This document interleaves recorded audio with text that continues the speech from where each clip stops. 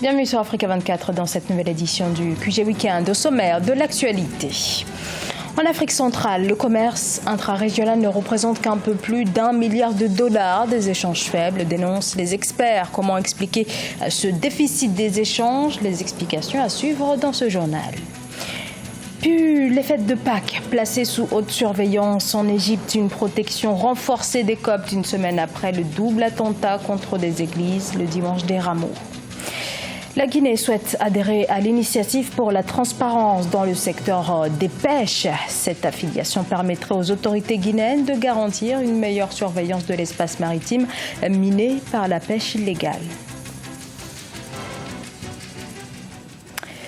Mais tout d'abord, le Burkina Faso qui se dirige vers la mise en place d'un Haut Conseil du dialogue. Cette instance annoncée par le Premier ministre Paul Kabatieba lors de son discours sur l'état de la nation aura pour mission d'analyser les préoccupations des Burkinabés. Ce Haut Conseil du dialogue arrive dans un contexte de contestation sociale dans la fonction publique où les salariés réclament une revalorisation des salaires.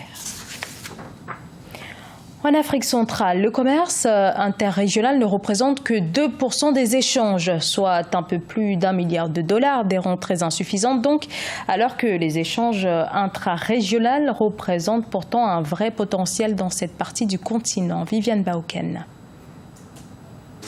L'Afrique centrale, et plus précisément la zone CEMAC, est l'un des espaces communautaires où il y a le moins d'échanges de facteurs de production selon les spécialistes. Le processus d'intégration sous-régionale à travers la mise en œuvre de la libre circulation reste mitigé. Des 6 pays que compte la CEMAC, quelques-uns ont véritablement amorcé la mise en effectivité des mesures prises lors des différentes assises sous-régionales. Le Gabon, le Cameroun et la Guinée équatoriale sont les 3 pays où, effectivement, on rencontre encore des pesanteurs sérieuses quant à la capacité des personnes en particulier de circuler librement, c'est-à-dire conformément à la loi CEMAC, avec juste une carte d'identité. Ceci n'est pas vrai dans ces 3 pays. La conjoncture en Afrique centrale et les critères socio-anthropologiques constituent aujourd'hui une source de déstabilisation de ce processus. Le Gabon s'est opposé à la libre circulation du fait de sa faiblesse démographique. Alors qu'il y avait comme une peur du voisin, je voudrais dire camerounais, puisque ce sont les plus nombreux, à croire que s'il y a un voisinage par trop peuplé, et que le Gabon soit très peu peuplé, cela peut entraîner des situations qui sont difficilement gérables sur le plan migratoire. Face à la volonté des États de fluidifier les échanges dans la sous-région, le Gabon et la Guinée équatoriale, qui retardaient le processus, se sont engagés lors de la 13e conférence des chefs d'État de la CEMAC à appliquer la libre circulation des personnes et des biens dans l'espace commun à toute personne physique possédant une carte nationale d'identité ou un passeport biométrique. En Égypte, après les attaques le 9 avril contre 2 églises à Alexandrie et à Tanta, les autorités craignent de nouvelles attaques lors des fêtes de Pâques. L'église copte a alors décidé de limiter les célébrations. C'est un sujet de la rédaction. C'est dans la tristesse et sous haute surveillance que les chrétiens d'Égypte célèbrent Pâques après le double attentat commis le 9 avril contre 2 églises à Tanta et à Alexandrie et qui a fait 45 victimes. Un traumatisme pour les fidèles. Résultat, pour Pâques, une majeure partie des célébrations prévues par l'église copte ont été tout simplement annulées. Seule la messe et les moments de prière ont été maintenus. Tanta et Alexandrie ont provoqué un grand choc pour tous en Égypte. La joie de la résurrection nous aide à surmonter les sentiments de douleur. Pour les Coptes, la fête de Pâques, avec celle de Noël, est la date la plus importante de leur calendrier. À cette occasion et dans le cadre de l'état d'urgence décrété le 10 avril, la police est déployée en force et procède à des fouilles minutieuses à l'extérieur, puis à l'entrée des églises. Les voitures, quant à elles, ne sont pas autorisées à se garer dans les rues adjacentes. Le pouvoir égyptien aujourd'hui, c'est un pouvoir militaire dirigé par un général de l'armée. Un dispositif qui serait mis en place par ce gouvernement, à mon avis, ne peut être qu'efficace. Il pourrait en tout cas empêcher les attaques frontales. Peut-être que les attentats à la bombe pourraient ne pas être décelés, mais Les attaques frontales, au moins, peuvent être bloquées par ce dispositif-là. Depuis 2013, ce sont 40 églises, des dizaines d'écoles, de maisons et de commerces coptes qui ont été attaquées. La Guinée veut plus de transparence dans son secteur de la pêche, l'un des piliers de l'économie. L'idée est de faire avec la pêche ce qui a été fait pour le secteur minier avec l'initiative pour la transparence dans les industries extractives. Un reportage de notre correspondant Emmanuel Milimonou. Après l'initiative pour la transparence dans les industries extractives, la Guinée veut adhérer à l'initiative pour la transparence dans le secteur des pêches. Avec ses 350 km de côte maritime, le pays dispose d'un important potentiel économique basé sur les ressources halieutiques. Pour l'heure, aucune statistique exacte n'existe quant à l'apport de ce secteur aux ressources budgétaires de l'État. L'initiative de transparence dans les industries de pêche permettra non seulement aux acteurs dans le secteur de pêche de pouvoir déterminer leur participation à l'exploitation des ressources halieutiques. Et à l'État aussi d'aller chercher l'apport de ces sociétés-là au budget de l'État et de déterminer avec un peu plus de précision l'apport du secteur dans son ensemble dans le processus de développement de notre pays.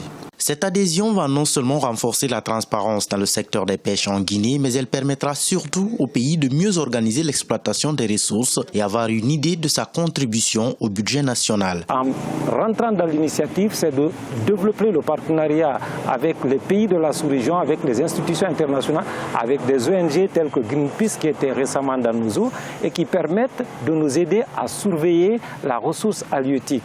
Qu'on puisse connaître le potentiel, qu'on sache qui pêche quoi là-dedans.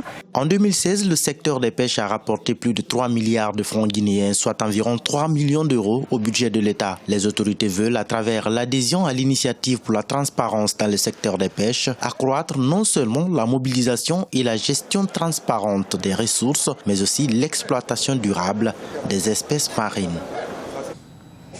Leur rêve, faire de l'Afrique le nouvel Eldorado de l'industrie du luxe avec des marques purement africaines dans un secteur actuellement dominé par les Occidentaux. C'est le leitmotiv de Kumi Atutoju et Zainab Achadou, deux créatrices de sacs de haute qualité originaires du Nigeria. Corinne Kamdem. L'Afrique pose son empreinte dans le secteur du luxe, ce grâce à des créatrices comme les Nigérianes Kumi Atutoju et Zainab Achadou. Après des études et des carrières menées à l'étranger, Kumi aux États-Unis et Zainab en Angleterre, les deux jeunes dames ont fait le choix de rentrer dans leur pays natal, le Nigeria, pour poursuivre leur rêve de créatrice de mode. Les deux jeunes femmes sont chacune à la tête d'une marque de sac à main de luxe, Minku Leather Goods Designs et Zachadou. Les choses principales, c'est de trouver comment donner de l'attrait aux choses qui font partie de notre culture et qui nous paraissent banales au quotidien. Parce que nous avons déjà beaucoup de choses qui sont produites au Nigeria, mais pas à une échelle massive ou mondiale. De petites industries peuvent être créées autour de ces choses. Le luxe équitable est un concept qui pourrait être un véritable levier de développement pour le continent, avec des pièces qui sont désormais en vente dans les grandes capitales européennes comme Londres ou Paris. Les créations de Kumi et Zainab sont une preuve de cette viabilité. Produits à la main, les créations de Kumi se vendent entre 400 et 7500 $. Zainab, de son côté, utilise de l'équipement moderne pour produire ses sacs et s'approvisionne en matières premières localement. Ces produits se vendent entre 153 et 259 $. Ça me convenait de m'approvisionner en matières premières localement.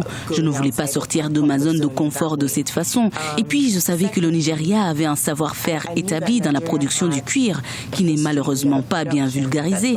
J'étais intriguée par cela et j'ai voulu explorer le cuir que nous produisons et voir ce que je pourrais créer. Dans 30 ans, l'Afrique sera la région la plus stratégique au monde pour la vente de produits de luxe selon certains experts. Sa classe moyenne est celle qui croît le plus rapidement dans le monde, ce qui implique que son pouvoir d'achat aussi. Une variante non négligeable pour les créateurs africains, à l'instar de Kumi et Zainab. Ce journal a été réalisé par l'ensemble de la rédaction. Nous vous remercions pour votre fidélité. Dans un instant, une nouvelle édition de l'actualité sur Africa 24.